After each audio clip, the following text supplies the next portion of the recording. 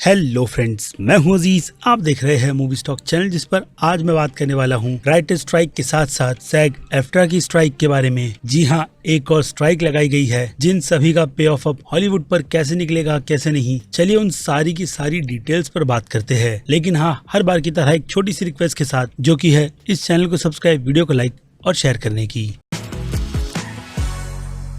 So friends, तो इसके पहले राइटर्स गिल्ड वालों की तरफ से जो स्ट्राइक निकल कर आई थी, वो खास करके राइटर्स और प्रोड्यूसर के बीच थी, जिसकी सारी की सारी डिटेल आपको ऊपर दिए गए आई बटन वाले वीडियो में मिल जाएगी कि असल मायने में इस स्ट्राइक को लेकर के हॉलीवुड में चल क्या रहा है। क्योंकि देखा जाए तो अब जो स्ट्राइक अनाउंस हुई है, अगेन कहूंगा सैग एफ्ट्रा वालों की तरफ से, तो उसकी भी सिचुएशन बिल्कुल ऐसी ही है, या फिर कहूँ बिल्कुल सेम है। जिसके अब अगर फुल फॉर्म पर बढ़े तो ये full form screen actors guild American federation of television and radio artist है, जिनसे हाँ आपको ये बात पता चल गई होगी कि अब की ये स्ट्राइक राइटर्स से हटकर सीधे सीधे एक्टर्स की हो रही है, जिनमें टेलीविजन के साथ साथ मूवीज और रेडियो आर्टिस्ट भी शामिल है। जो सैग एफ्ट्रा वालों की स्ट्राइक 60 साल बाद हुई है और राइटर्स की 2009 बाद। और अब इनकी डिमांड की बात की जाए तो इन सभी एक्टर्स की भी डिमांड बिल्कुल ही राइटर्स की ही तरह प्रोड्यूसर्स की जेब से पैसे निकलवाने की है, या फिर कहूँ उनकी जो डील स्ट्रीमिंग प्लेटफॉर्म के साथ हुई है, उसका प्रॉफिट इन सभी के साथ में शेयर करने की भी। क्योंकि देखा जाए तो अगर प्रॉफिट शेयर की इस इंडस्ट्री में, जहां एक्टर्स से लेकर राइटर तक को जो प्रॉफिट दिया जाता है, उसमें पहले तो टेलीविजन के राइट्स उतने भी अच्छी तरीके से इंक्लूड नहीं थे,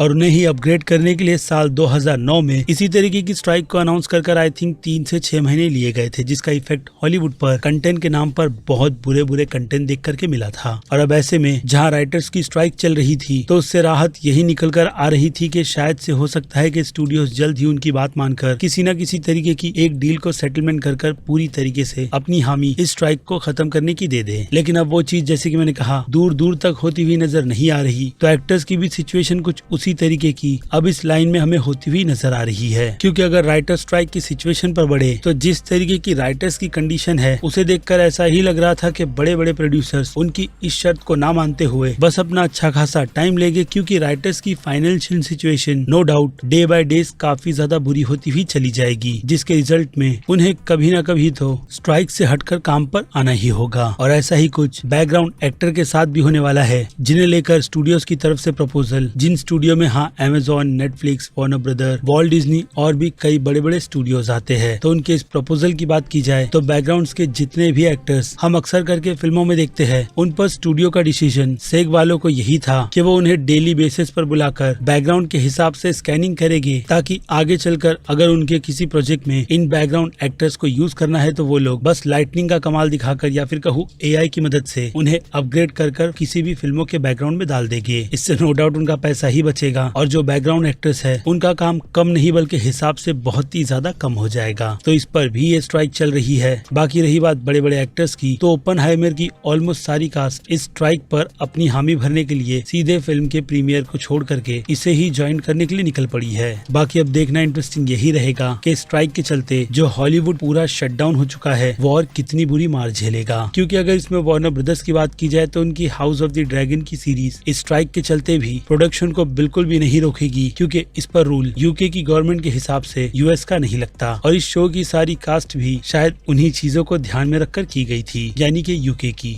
और अगर इस हिसाब से देखा जाए तो हो सकता है कि स्टूडियोज ने भी अपनी पूरी प्रिपरेशन के साथ कुछ न कुछ अलग लेवल की ही प्लानिंग की होगी, जिसमें शायद से वो अब इन बड़ी से बड़ी राइटर्स से लेकर एक्टर्स की पूरी कंपनी को उनकी मनमानी करने देना नहीं चाहते। इसलिए मैंने शुरुआत में ही कहा कि ये वॉर प्रोड्यूसर्स और राइटर्स के साथ साथ अब एक्टर्स को भी लेकर शुरू हो चुकी है। जिनमें अब बात की जाए स्ट्रीमिंग प्लेटफॉर्म की, तो जैसे कि मैंने अपनी उस राइटर वाली वीडियो में आपको ये एक्सप्लेन किया था कि उन सारे राइटर्स को प्रॉफिट का जो शेयर टेलीविजन और डायरेक्ट डीवीडी सेल कर मिलता था, जिसकी स्ट्राइक उन लोगों ने 2009 में जीती थी, तो अब वो लोग वैसी ही सिचुएशन अब क्रिएट कर स्ट्रीमिंग प्लेटफॉर्म के लिए भी वही करना चाहते हैं। क्योंकि स्ट्रीमिंग प्लेटफॉर्म को लेकर कितने व्यूज आ रहे हैं, क्या प्रॉफिट है, इन सभी के राज पर से बिल्कुल भी पर्दा नहीं उठ रहा, बल्कि देखा जाए तो ये प्रॉफिट डायरेक्टली प्रोड्यूसर्स के साथ साथ सीधे स्ट्रीमिंग प्लेटफॉर्म को हो रहा है, या फिर कहूँ स्टूडियोज को भी, जिसमें अब राइटर्स के साथ साथ एक्टर्स भी पूरी तरीके से अगेंस्ट होकर इन सभी की डिटेल निकलवाना चाहते हैं। और हाँ, इसमें वीओडी को भी शामिल कर लो, और साथ ही साथ रेंट के सिस्टम को भी, जो कि हम ऑनलाइन फिल्में देखते और उन्हें ऑनलाइन खरीदते हैं। तो बाकी दूसरी तरफ एआई की भी जंग चल रही है, जिनमें राइटर्स की राइटिंग के साथ साथ अब कहीं ना कहीं एक्टर्स की टेंशन भी इंक्लूड हो गई है। बाकी बॉब आइगर के स्टेटमेंट रिक्रूटमेंट को लेकर के इस पूरी स्ट्राइक की इंडस्ट्री में जो आग लगी है उस पर मैं एक अलग वीडियो बनाकर आपको उसकी पूरी की पूरी डिटेल दे दूंगा, क्योंकि बॉब आइगर के भी अलग ही नशे है और हाँ उसमें कई सारी ऑनेस्टी भी जिस बारे में मार्वल फैंस को जानना चाहिए। बाकी इसके अलावा राइटर कोडी जिंगलर की बात करें तो उन्हें डिज्नी वालों की तरफ से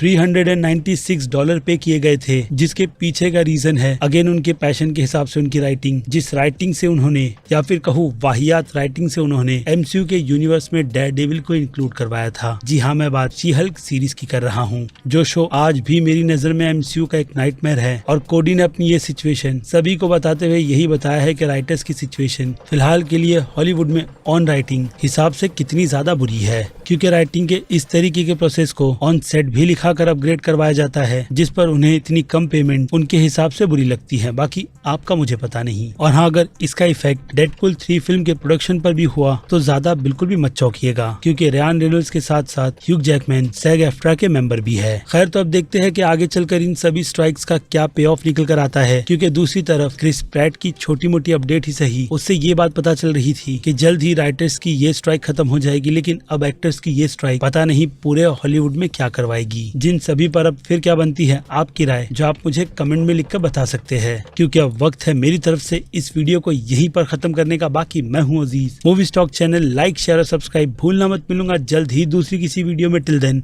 bye.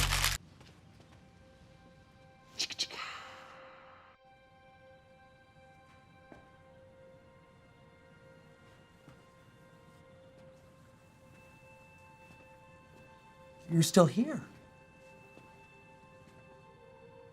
It's over. Go home.